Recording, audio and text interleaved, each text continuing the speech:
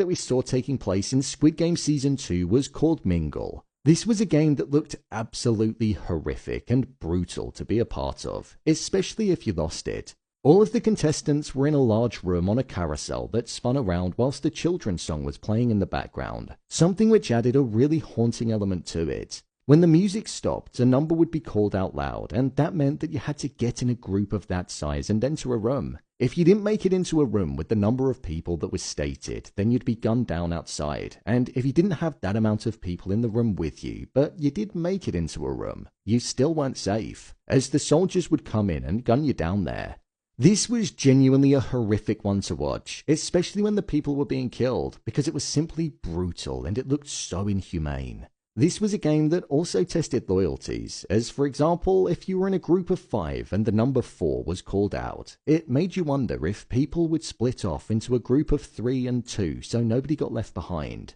or if 4 people would join forces and ensure that they were safe and abandon a singular person. The main way to defeat this game was to make it into the rooms with the right amount of people across all of the rounds until the soldiers said that the game was over. In terms of comparing these games to the games that featured in the first season of the show, I'd probably argue that the first season had a few more creative games than season 2, and they were also a lot more difficult.